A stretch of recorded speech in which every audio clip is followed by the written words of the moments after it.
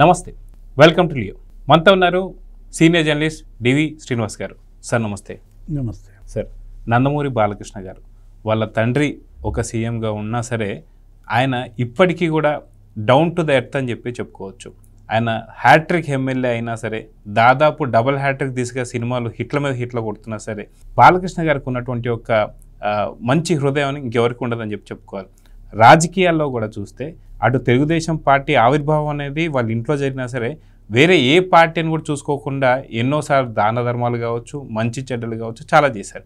So ఇప్పుడు సిద్ధారెడ్డి అనేటువంటి ఒక విషయంలో ఈ యొక్క టాపిక్ వచ్చింది. ఏంటి ఆ విషయం అంటే ఏం చెప్తారు సార్? అంటే వైఎస్ఆర్ కాంగ్రెస్ పార్టీకి చెందినటువంటి వాళ్ళు అయినా కూడా మరి అతను మరేంటి ప్రాణానికి ముప్పు వాటిల్లుతున్న పరిస్థితుల్లో ఆ కుటుంబానికి అండగా ఉండటం, అదేంటది ఆ కరోనా టైంలో వచ్చినటువంటి ఆ బ్లాక్ ఫంగస్, ఆ వ్యాధిగ్రస్తుడికి మరి అయ్యేటువంటి చికిత్సకి అతను మరి నిలబడి సహాయం అందించటం, దగ్గర 15 లక్షల రూపాయలు విలువైనటువంటి వైద్య సేవలు ఇవాళ ఆ కుటుంబానికి అందించారంటే అతని కుమార్తె ఏంటి అదేదో మరి విదేశీ విద్యకి USA వెళ్ళడానికి కూడా మరి తనే ముందుకొచ్చి ఆర్థిక సాయం అందించటం, ప్రోత్సహించటం, ఎన్టీఆర్ కొడుకుగా ఏది నందమూరి బాలకృష్ణ ఆయన ఏంటన్నమాట, ఆయన మనసుగా వెన్న అంటారు.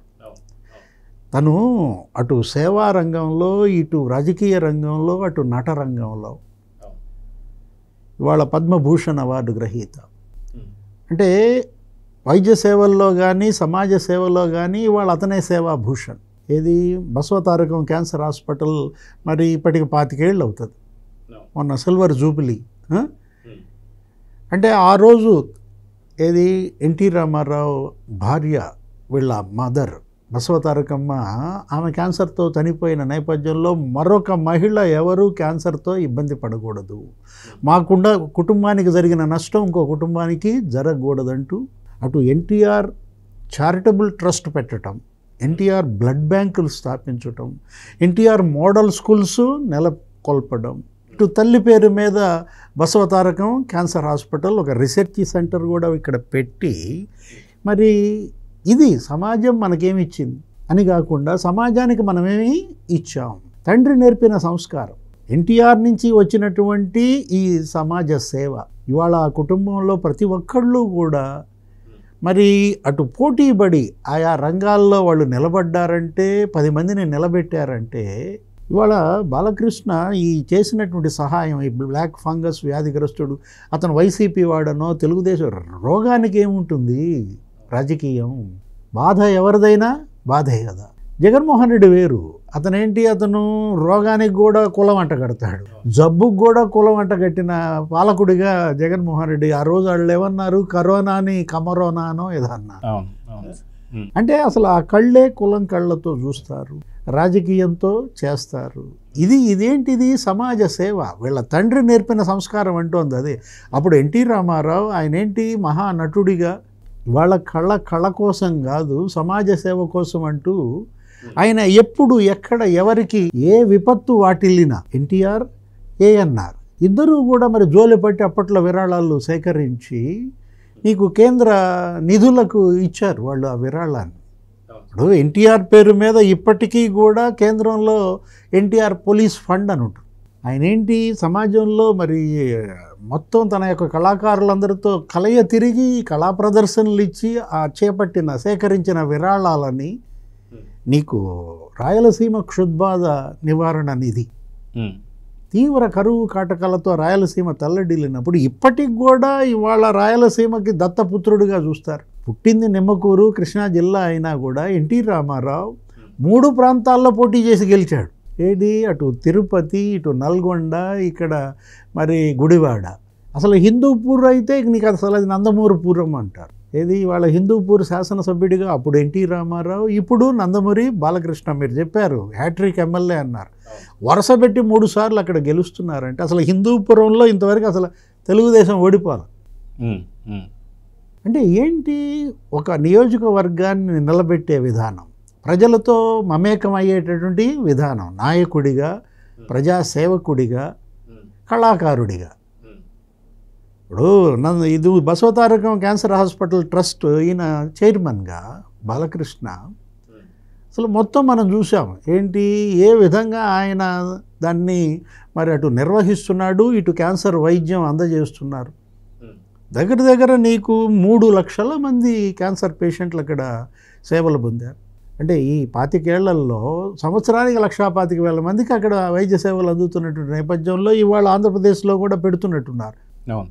ఇప్పుడు భువనేశ్వరి మేడం, ఇప్పుడు ఇవాళ ఎన్టీఆర్ కుమార్తెగా ఆమె ఏంటి మరి ఎన్టీఆర్ బ్లడ్ బ్యాంక్ కానీ లేకపోతే ఎన్టీఆర్ చారిటబుల్ ట్రస్ట్, అసలు నీకు దగ్గర దగ్గర ఒక 20,000 ఉచిత వైద్య శిబిరాలు నడిపారు. ఎక్కడ అటు తెలంగాణలో అయినా ఇటు ఆంధ్రప్రదేశ్లో అయినా మనం తీసుకున్నట్లయితే ఇప్పుడు ఆ మేడారం సమ్మక్క సారక్క జాతరలప్పుడు కానీ అసలు మొత్తం తెలంగాణ ఫెస్టివల్స్లో కానీ ఉచిత వైద్య శిబిరాలు నడుపుతాం. అటు చల్లపల్లిలో ఒక మోడల్ స్కూల్ ఉంటుంది, ఇటు గండిపేటలోగా మోడల్ స్కూల్ ఉంటుంది. అంటే తండ్రులను కోల్పోయినటువంటి బిడ్డలకి ఉచిత చదువు.